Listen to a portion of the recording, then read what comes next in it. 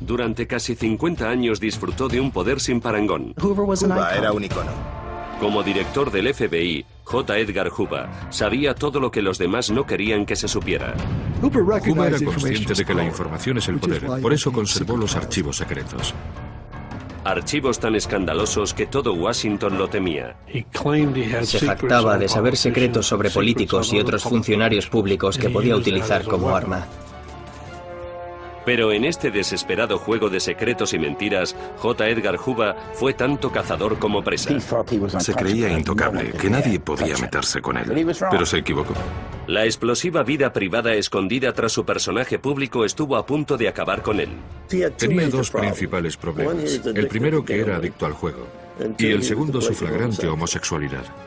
A continuación, la verdad se revela y profundiza en los secretos de J. Edgar Hoover. Secretos de la historia. Los secretos de J. Edgar Hoover. J. Edgar Hoover era uno de los grandes. Personificaba la integridad, personificaba el honor, personificaba el coraje, personificaba la lealtad.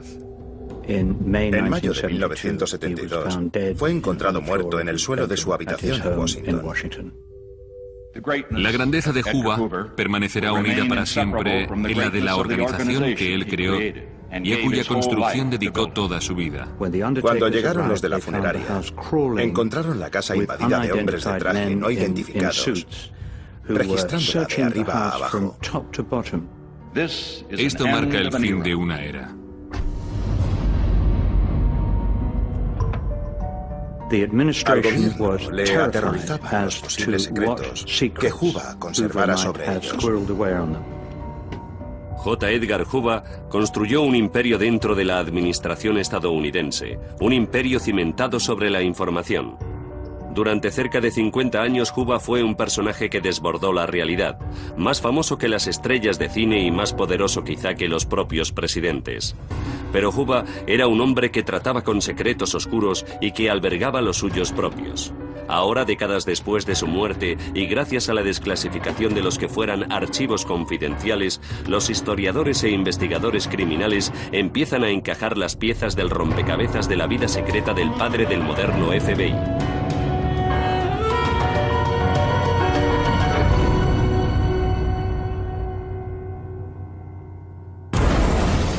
En la década de los 20 y los 30, la nación vivía azotada por oleadas de crímenes. La Gran Depresión propició la aparición de bandas asesinas de extravagantes pero implacables gángsters, como John Dillinger. Dillinger era un atracador de bancos. Tenía garbo, estilo, no sé, saltaba al mostrador y se quitaba el sombrero ante el cajero mientras robaba. Era un personaje que cautivaba la imaginación del público en cierta medida. Este peligroso enemigo público ha saltado a la fama como un héroe de Lampa y eso pone en marcha la rueda de la justicia que chirría en busca de venganza.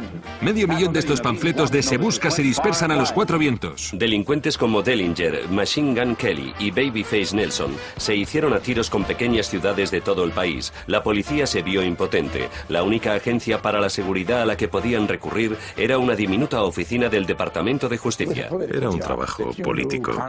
Si conocías a un congresista o a cualquier influyente, conseguías un trabajo en la oficina, o si conocías a un senador o lo que fuera. Cuando se creó el FBI, se concibió como agencia de investigación federal sin competencia para arrestar ni nada de eso. El problema de la policía no era solo su impotencia, sino su mala reputación. Durante la Primera Guerra Mundial y los años de la posguerra, hubo una serie de escándalos que implicaban a la oficina y que tenían que ver con el perfil de los propios agentes.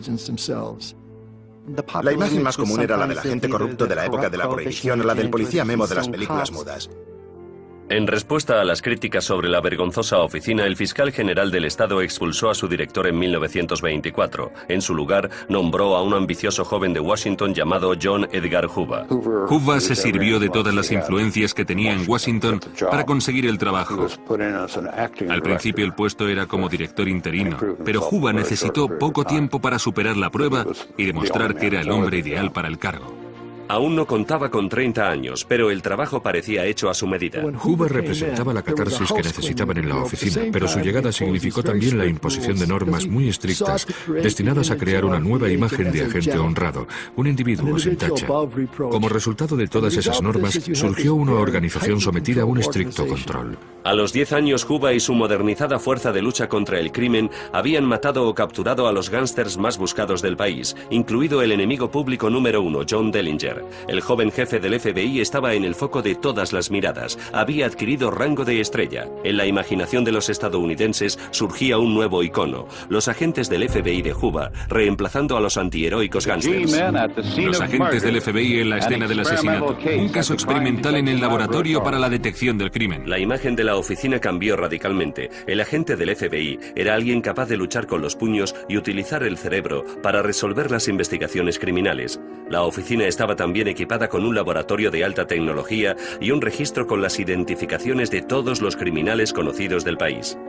Juba se sirvió de su nueva influencia política para convertir al FBI en el mejor cuerpo de seguridad del mundo. Por supuesto, a la cabeza de todo, el agente número 1 del mundo, J. Edgar Hoover. Pero la nueva imagen del FBI no llegó por casualidad. Juba tenía un departamento de relaciones públicas más dotado que el de cualquier actor o actriz de Hollywood. Su trabajo consistía en no dejar que pasara un solo día sin que el nombre del FBI y el de Juba aparecieran en los periódicos. Era la oficina de investigación de Juba. Tenía un departamento entero llamado División de Registro de Criminales, que debería haberse llamado Departamento de Publicidad de Juba. Si el objetivo final era mejorar la imagen del FBI, la estrategia estaba clara. La oficina sería sinónimo de un hombre, J. Edgar Hoover. Controlaba la prensa, las reglas del juego con la prensa. Tú les filtras algo y ellos quedan en deuda contigo, por tanto no lo critican. Todo el mundo creía a J. Edgar asombroso. J. Edgar Hoover era como, no sé, como el mismísimo Dios. Quiero hacer hincapié en que el FBI es una agencia tan cercana al ciudadano como el teléfono más próximo. Pertenece a los ciudadanos y busca su protección en todos los asuntos de su competencia. Nada más empezar en el FBI, cuando asumió el cargo hizo un buen trabajo. Lo convirtió en una agencia eficaz, respetada por todo el mundo. Seguramente la convirtió en uno de los mejores cuerpos de seguridad existentes. Pero ya por entonces, ni yo ni nadie en Estados Unidos conocíamos las actividades extraoficiales en las que participaba. Algunas de estas actividades comenzaron cuando Estados Unidos se enroló en la Segunda Guerra Mundial. El presidente Roosevelt autorizó al FBI de Juba para la colaboración de escuchas y vigilancia electrónica en los casos en los que se considerara necesario para la seguridad nacional. Eso le dio a Juba licencia para hacer uso a su antojo de la vigilancia, las escuchas y los registros ilegales, lo que el FBI daba en llamar Blackback Jobs. Podía aprovechar la vigilancia para sus propios intereses, y eso abrió la puerta al abuso generalizado contra las libertades civiles. A la era de la Guerra Fría nos referimos como a la era McCarthy, pero creo que sería más apropiado denominarla hooverismo en lugar de macarthismo. Los mismos agentes de la oficina decidían quién constituía una amenaza para la seguridad nacional. El resultado fue el seguimiento generalizado de los ciudadanos estadounidenses, pero el alcance de Juba se extendió más allá de la caza de espías y hasta las habitaciones de todo el país. Dirigiendo las competencias de investigación del FBI hacia los adúlteros y los homosexuales, Juba emprendió una cruzada para defender la virtud moral. Era una de las cosas que más le obsesionaban junto al comunismo. Quiso erigirse en la conciencia de la nación. Pero fue una propuesta muy arriesgada para Juba. Él mismo fue objeto de rumores sobre su propia relación con el número 2 del FBI, Clyde Tolson. Durante una época en que la homosexualidad estaba condenada, Juba quiso proyectar una imagen pública moralmente impoluta. En 1937 la oficina empezó a recoger información sobre actividades homosexuales. Por supuesto, Juba era un auténtico homófobo. Quería identificar a todos y cada uno de los homosexuales de Estados Unidos. Para detectar a los homosexuales, Juba autorizó un programa secreto cuyo nombre en clave era Desviados Sexuales. El objetivo de este programa era determinar dentro de los empleados del gobierno federal qué individuos eran homosexuales. La homosexualidad estaba fuera de la jurisdicción del FBI. No era un delito federal, pero Juba alegó que los homosexuales suponían una amenaza para la seguridad nacional.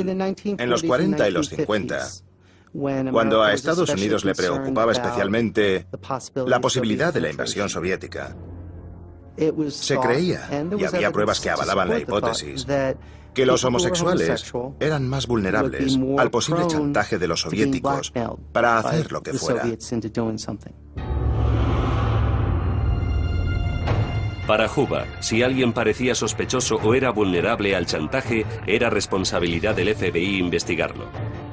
Los avances en las técnicas de vigilancia darían a los agentes de Juba aún más acceso a las vidas privadas de los amigos y enemigos de este, incluidos los propios presidentes a cuyo servicio trabajaba.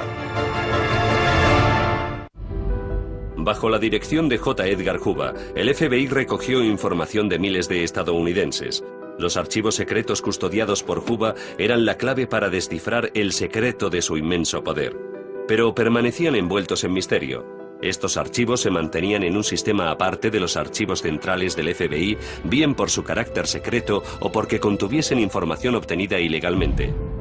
Cuando Hoover murió en 1972, su secretaria personal, Helen Gandhi, quiso destruir los documentos más sensibles que Hoover había conservado durante décadas.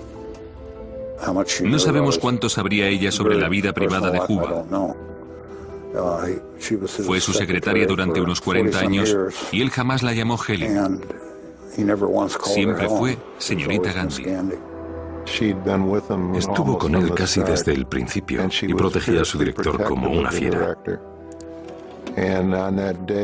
Aquel día, consciente de que los archivos dejaban de ser posesión de Hoover, se le plantearía el complicado dilema de qué hacer con ellos.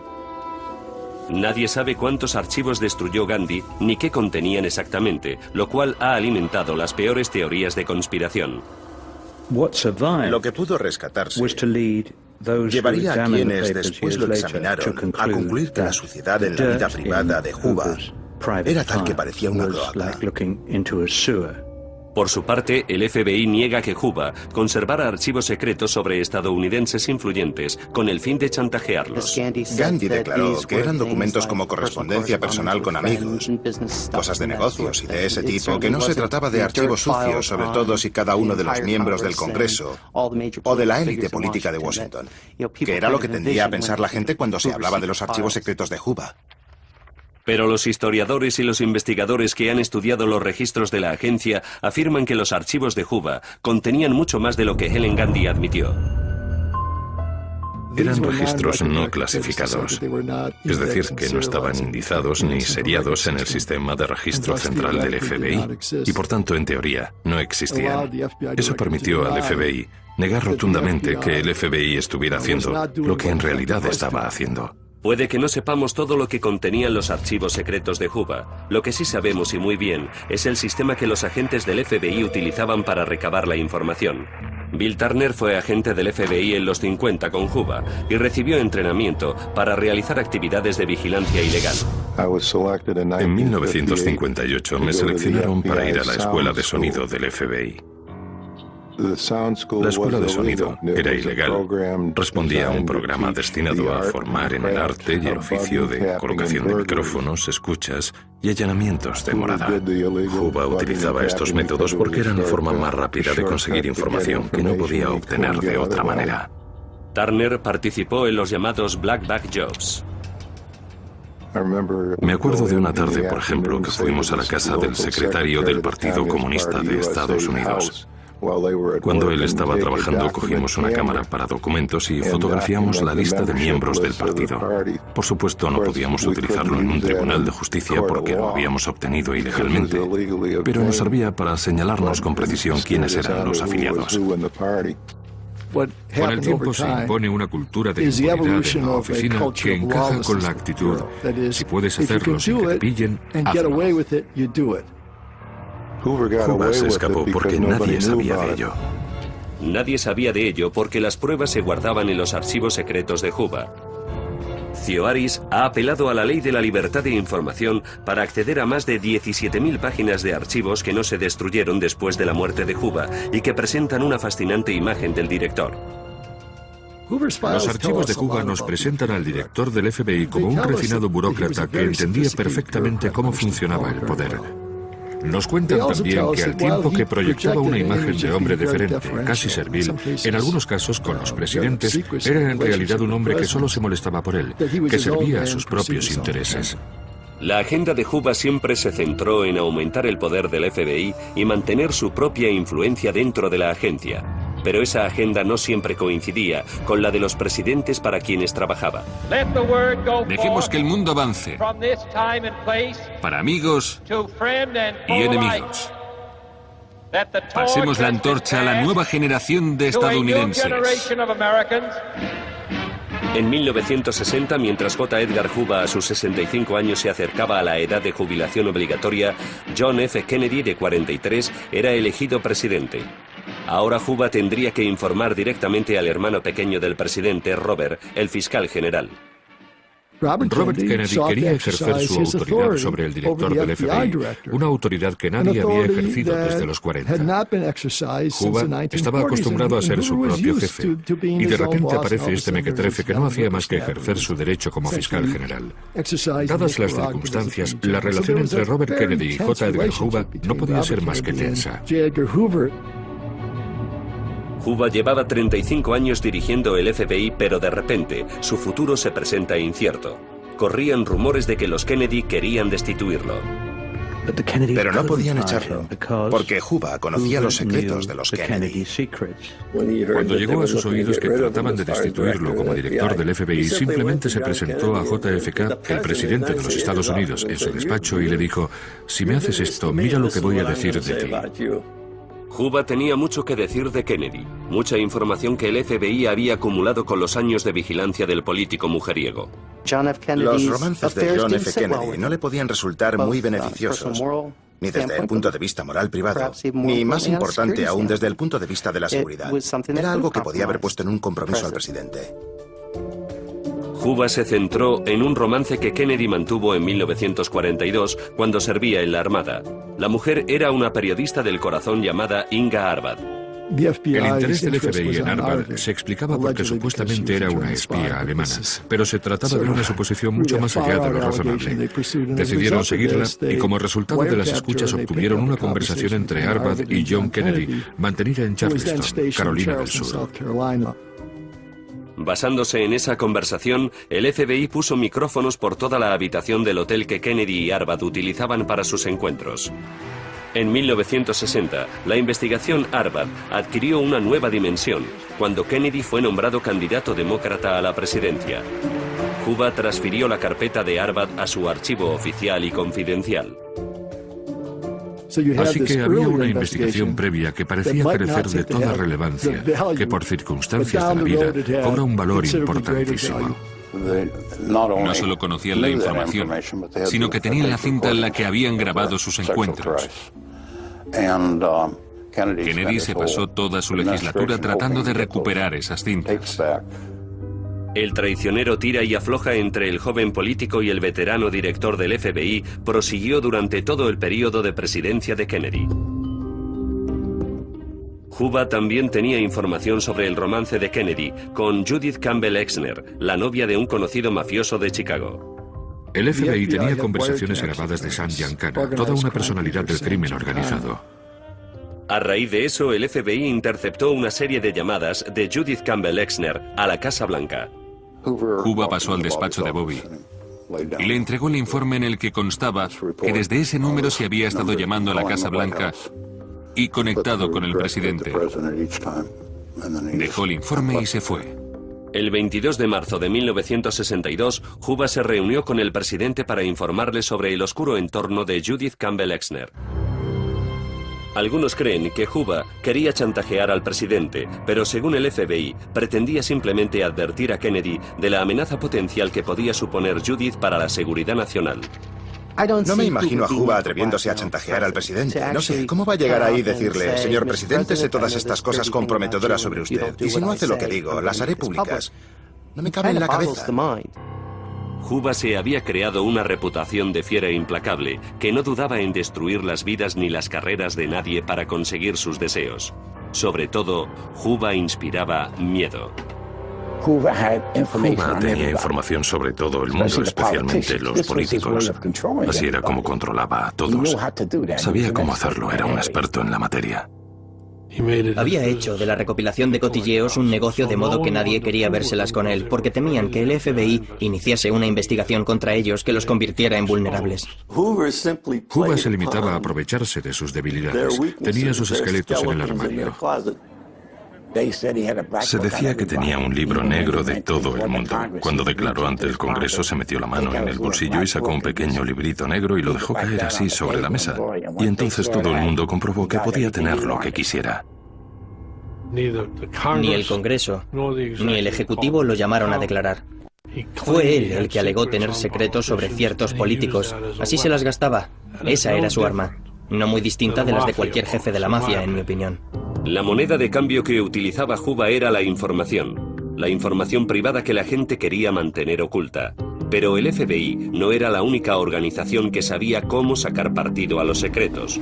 Juba tenía que enfrentarse a un potente enemigo que tenía secretos que, de saberse, hubieran acabado con él.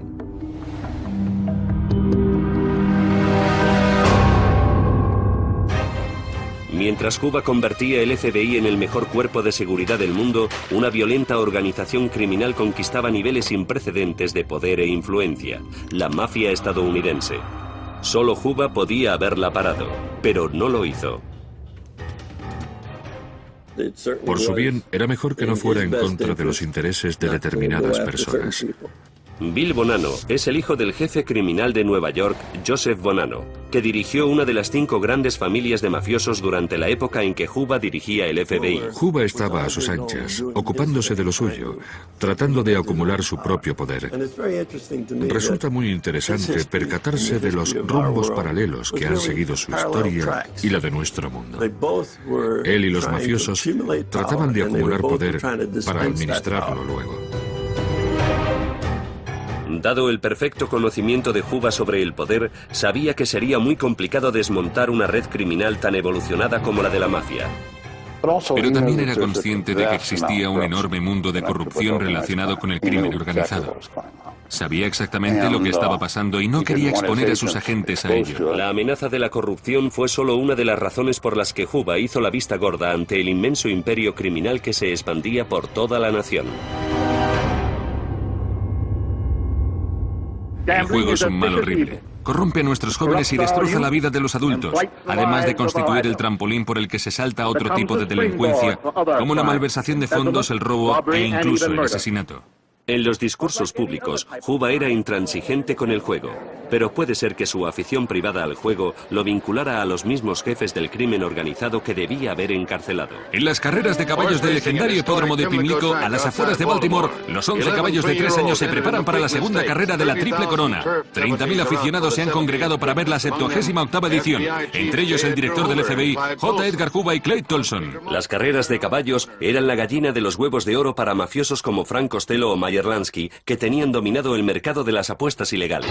Ahí van en busca de fama y fortuna. A finales de los 30 y después en los 40 y los 50 se acuñó el término deporte de reyes para las carreras de caballos en Estados Unidos. La gente de mi entorno, a los que algunos se refieren como la mafia, desarrolló un sistema llamado el cable. Se trataba de un método para que toda la gente del país pudiera apostar en las carreras de caballos. A J. Edgar Hoover le gustaban las carreras de caballos, le encantaban, iba siempre que podía. Si estaba en Florida y querías dar con él, al hipódromo. Si estaba en Nueva York y necesitabas encontrarlo, al hipódromo, allí estaba. Era un jugador nato, en serio. Estaba enfermo, igual que un alcohólico. Juba no escondía su afición a las apuestas, pero insistía en que nunca se había jugado más de $2 por carrera. El favorito está ganando terreno.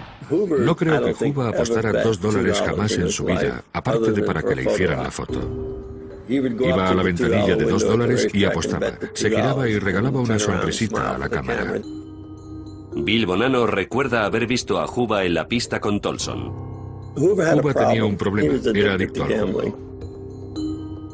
Lejos de las cámaras, Juba apostaba cantidades mucho más abultadas en las carreras. Los propios agentes del FBI sospechaban que la afición al juego vinculaba a Juba con personalidades del crimen organizado como Frank Costello. A los agentes del FBI nos consta una prueba anecdótica de una vez en que Hoover se reunió con Costello en un banco de Central Park y que Costello le dijo las carreras que estaban amañadas. Luego Hoover hizo que una serie de agentes apostaran por él en el mostrador mientras a él le sacaban la foto en la ventanilla de los $2, pero él sabía por Costello qué caballos iban a ganar.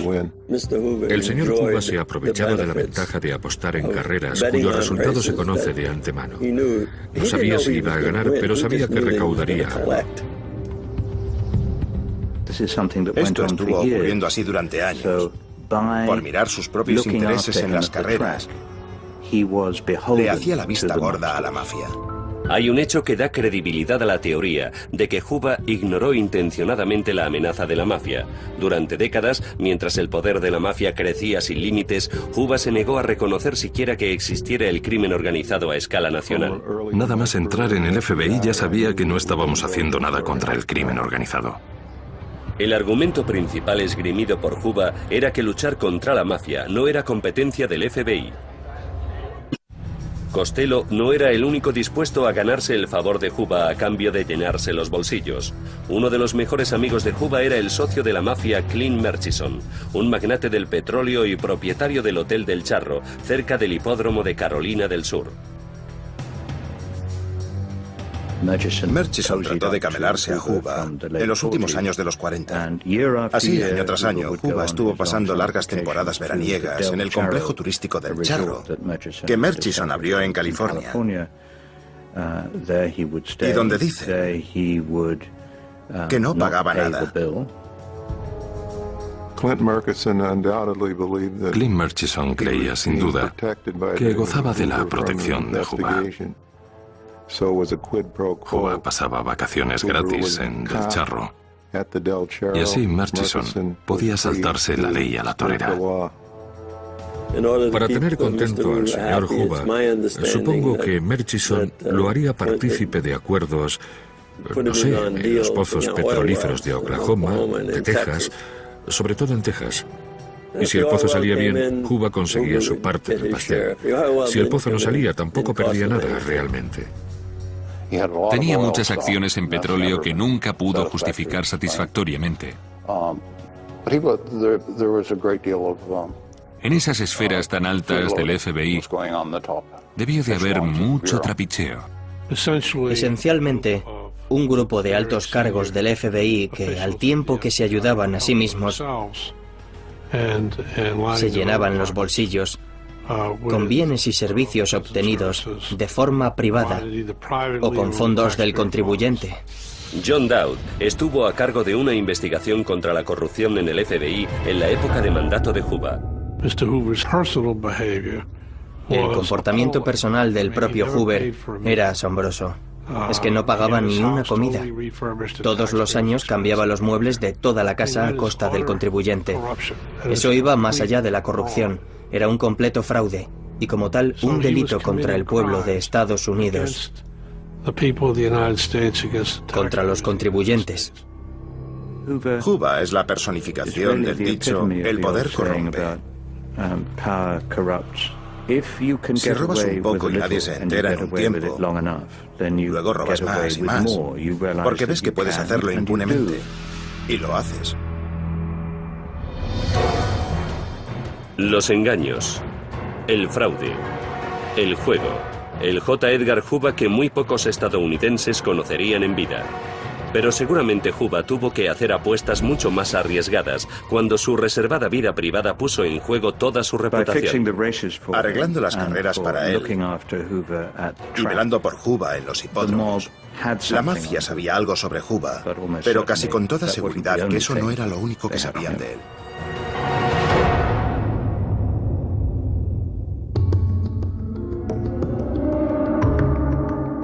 A pesar de la popularidad de Hoover, los estadounidenses apenas sabían nada del hombre que había detrás de aquel personaje público. El lado oscuro del jefe del FBI podía esconder secretos mucho más perjudiciales para él que su afición al juego o sus relaciones con la mafia. A pesar de su imagen de tipo duro, Hoover no era en absoluto un mujeriego.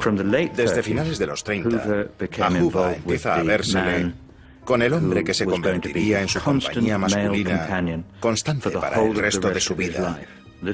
Era Clyde Tolson. Juba y Tolson se conocían desde los 20, cuando Juba lo contrató para el FBI. Tolson había impresionado a Juba y su ascenso en la oficina no se hizo esperar. Tolson se convirtió en su compañero inseparable, tanto como amigo, pero también en la oficina. Era su mano derecha, su brazo ejecutor, el que llevaba a cabo todas sus órdenes. Hasta la muerte de Juba, ambos fueron juntos al trabajo la mayoría de los días. También se les veía prácticamente a diario en el Hotel Mayflower del centro de Washington, donde iban a comer. Siempre se sentaban de espaldas a la pared para poder ver si alguien se acercaba a sacarles una foto. Hoover y Tolson también se iban siempre juntos de vacaciones, a California o a Florida por lo general. Viajes en los que ambos amigos disfrutaban haciéndose miles de fotos. Se fotografiaban el uno al otro. Juba más a Tolson. Hay fotos de Tolson durmiendo. Los amigos no suelen ir por ahí sacando fotos de sus amigos durmiendo. Cuando nos preguntaban como gentes en algún cóctel o algo, no sé, cuando nos planteaban la hipótesis de que nuestro jefe fuera homosexual, como se decía por entonces, nuestra respuesta oficial era que se trataba de una relación poco saludable. Eran dos solteros que nunca se habían casado y que se pasaban todo el tiempo juntos. ¿Si eran homosexuales? Pues la verdad, no hay modo de saberlo. No, a menos que hubiera habido testigos de su relación. Juba se tomó muchas molestias por mantener su privacidad, pero también corrió algunos riesgos. Riesgos como las muchas noches que pasó en el famoso Club Stork de Nueva York. Me acuerdo de estar en el Club Stork de Nueva York, que era el punto de reunión de todo el mundo, de todo el que era alguien. En el Club Stork, uno podía estar sentado al lado de los personajes más glamurosos del momento.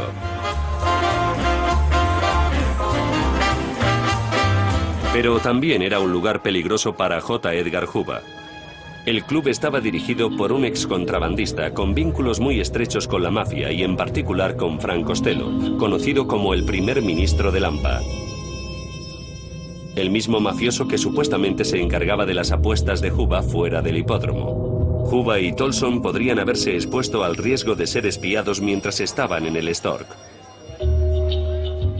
Corre por ahí la interpretación de que, como los dueños de estos sitios eran los mafiosos, eran lugares donde se podía recabar mucha información.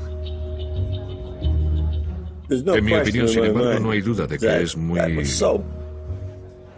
Ahora se sabe que el Club Stork tenía ventanas de espejo en los baños que permitían espiar a la gente en el aseo y que algunas mesas tenían micrófonos ocultos que grababan las conversaciones. El Club Stork era particularmente peligroso por la implicación de la mafia y por la vulnerabilidad de Juba en cuanto a su homosexualidad. Juba y Tolson quizá bajaran la guardia en este club. Varios clientes confirman haber visto algo extraño una noche vieja. Supuestamente Juba y Tolson estaban cogidos de la mano. Es la única vez que me conste que alguien ha dicho haberlos visto en esta actitud en público. Pero una breve distracción no era suficiente para conseguir el poder que la mafia necesitaba sobre Juba. Varias fuentes relacionadas con la mafia cuentan que los gángsters hablaban de que tenían algo sobre Juba. 2 o 3 de ellos decían haber visto las pruebas de que Juba era homosexual. Las pruebas eran unas cuantas fotografías. Si existían o no, puede que nunca se sepa con seguridad. Aún así, adquirieron categoría de leyenda. La persona que controlaba las fotografías era Lansky. No sé dónde las tendría ni de dónde las habría sacado, pero era el que las controlaba. Tenían fotos suyas en actitud comprometida con otro hombre. A mí me consta que Lansky tenía 3 o 4 de esas fotos. El investigador criminal Galinaro dice haber visto una de las fotografías durante su investigación contra el socio de la mafia, Louis Rosenthal, en los años 70. El informático me enseñó una. Pude identificar a Juba, pero el otro hombre no sé quién era. Sé que mucha gente dirá que las fotos pueden trucarse, que hoy hay medios para hacer miles de cosas, pero bueno, a mí que no soy un experto en fotografía, me parecieron auténticas. Pero existen declaraciones alarmantes, testimonios que, de ser ciertos, revelarían la propia insensatez de Juba. Supuestamente el amigo de Juba, Louis Rosenthal, invitó a su mujer Susan a presenciar una orgía. Ella misma le contó al biógrafo de Juba, Anthony Summers, lo que ocurrió después. Subieron a una suite del Hotel Plaza de Nueva York.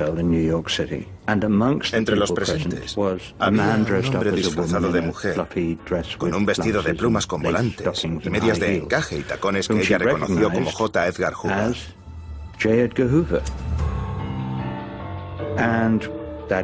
Esa noche, dos chicos de unos 19 años fueron llamados a la habitación para practicar juegos sexuales con el director del FBI, ataviado de mujer.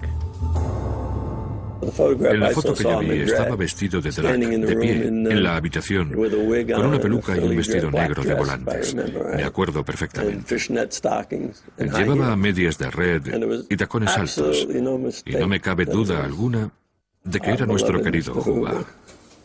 Los defensores de Juba dicen que estas descabelladas historias son pura ficción.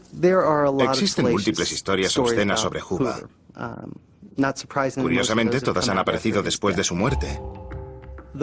La de Juba con el vestido, desde luego, ha quedado como leyenda urbana. Si la mafia tenía fotos de Juba, podría haberla sacado a la luz y destruido la reputación de Juba hace décadas. El valor de esas fotos y su impacto reside realmente en que nunca las ha visto nadie. Pero todo el mundo habla de ellas. Cada persona que habla de ellas añade un adorno de su propia cosecha.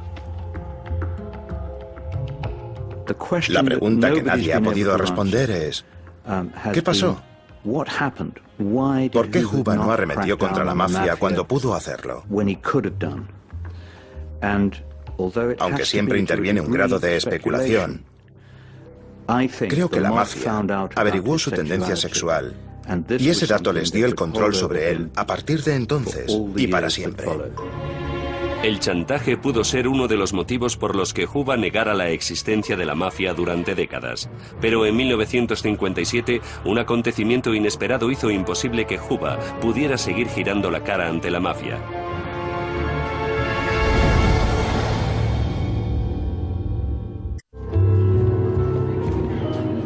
En los 50, la mafia había conquistado grandes cuotas de poder en Estados Unidos.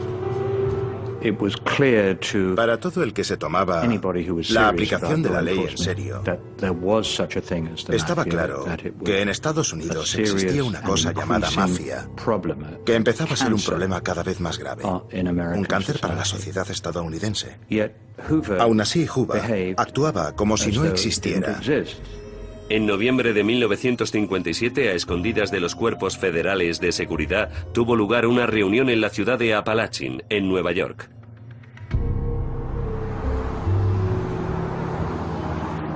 Los cabecillas de las familias de la mafia de todo el país se reunieron en casa de Joseph Barbera. Un agente de la policía local percibió un movimiento inusual de coches en un pequeño camino que llevaba a una residencia privada. Empezó entonces a apuntar los números de las matrículas. Cuando los participantes de la reunión se dieron cuenta de que habían levantado las sospechas de la policía, muchos de ellos escaparon.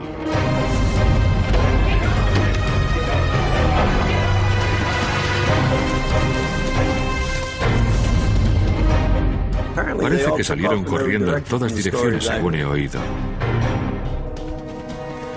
Algunos se escondieron en el bosque, pero 6 o 7 de ellos, los más listos, se quedaron en la casa. Aquella redada resultó crucial para fijar el objetivo y llamar la atención sobre aquello que los estadounidenses llamaban la mafia.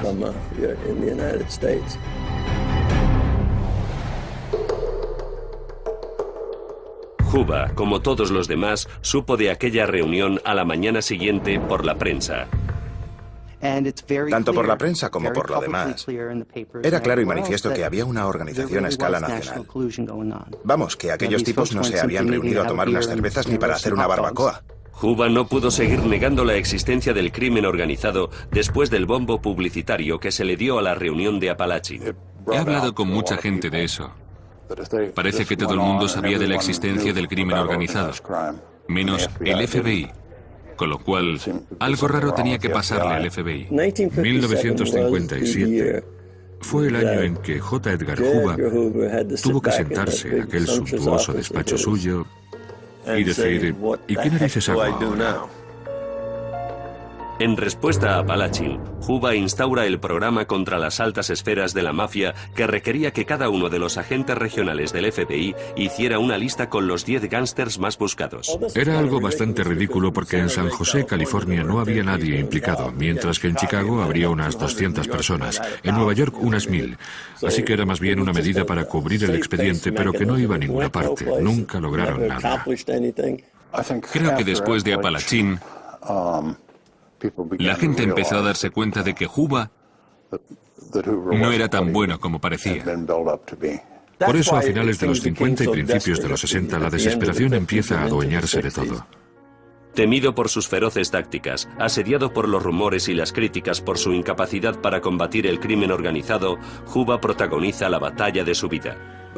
Juba se había convertido en un habitual, una figura aparentemente inamovible de la escena pública a finales de los 50, pero se produjeron ciertos temblores que demostraron que quizás su anclaje no era tan sólido. A finales de los 60, a Juba se le empieza a escapar el poder de las manos, al tiempo que las historias sobre sus actividades de vigilancia ilegal saltan a la prensa. Yo, Richard Milhouse Nixon, juro solemnemente que cumpliré fielmente con mi función de presidente de los Estados Unidos con la ayuda de Dios. Juba necesitaba un amigo en la Casa Blanca y creyó que había llegado con la elección de Richard Nixon, un antiguo aliado anticomunista de los 50. Pero el nuevo presidente se demostraría demasiado anárquico y falto de escrúpulos incluso para Juba. A medida que avanzaba la legislatura, aumentaba la presión sobre Juba para hacer más, cosas más infames, que pusiera más micrófonos, más vigilancia ilegal. Juba previó los problemas que todo eso traería consigo, y para salvarse las espaldas trató de distanciarse de la presidencia. Nixon quería que Juba siguiera practicando el tipo de vigilancia ilegal sobre la que había construido su carrera. Nixon no podía creerse que Juba no hiciera para él lo que sí hacía para sí mismo. Así que surgió el debate dentro de la Casa Blanca de Nixon en cuanto a si Juba era demasiado cuidadoso y si el FBI no estaba llevando a cabo el tipo de investigaciones que la administración quería.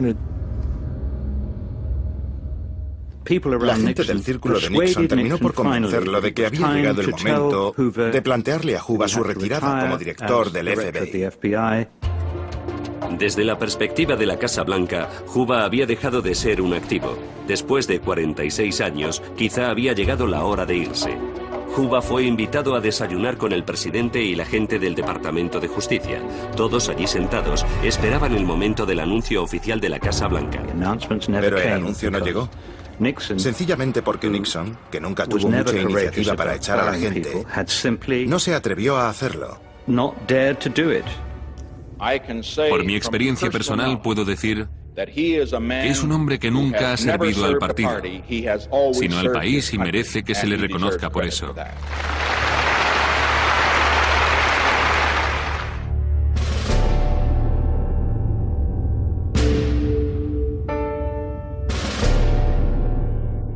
Juba murió en su casa en mayo de 1972, con Nixon aún en la presidencia. Después de casi medio siglo a la cabeza del FBI, su poder e influencia no tuvieron parangón. El temor a sus archivos sobrevivió al propio Juba y Nixon era el más preocupado de todos. Parte de todo ese material secreto aún no se ha desclasificado. Lo que llaman los 3 cajones llenos de cáncer, que es el material con el que sometían a chantaje a un gran número de personas. La gente se acuerda perfectamente del icónico Juba de los 30 y los 40. El tipo más duro de la banda. El espía entre los espías.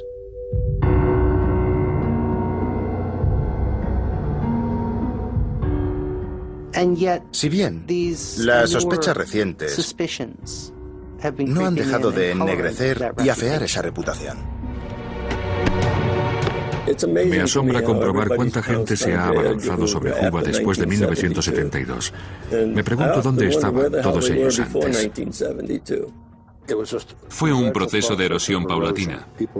La gente empezó a pensar que quizá todo lo que les habían vendido durante tantos años sobre la infalibilidad y la perfección del FBI no era cierto. Lo que ha salido a la luz sobre los abusos de poder de Juba, sus ataques a las libertades civiles y la presión que ejercía contra los políticos ha empañado su reputación. Aún así, años después de su muerte, seguimos sabiendo muy poco sobre este hombre tan reservado. Cuando murió Juba, Tolson quedó como la viuda de hecho, públicamente y desde luego en privado. Juba había nombrado a Tolson ejecutor de su herencia y le dejó a él todo cuanto tenía. En el funeral de Juba, fue un apesadumbrado Clyde Tolson el que recibió la bandera que había cubierto el ataúd de su director. Muchos de los secretos de J. Edgar Hoover se fueron con él a la tumba, pero otros, los contenidos en los archivos secretos supervivientes, han empezado a saltar al ámbito del conocimiento público. No hay duda de que si Hoover siguiera vivo y se hubieran desclasificado todas esas investigaciones y esos archivos cuando hubiera dejado de ser director del FBI, lo hubieran cogido con las manos en la masa, porque ahí sí que había pruebas evidentes de sus abusos de poder. Obsesionado con el poder y atormentado por inquietantes secretos, J. Edgar Hoover estaba abocado a vivir una doble vida. Perseguidor del crimen y peón de la mafia. Cazador de espías y chantajeador. Héroe e hipócrita de Estados Unidos.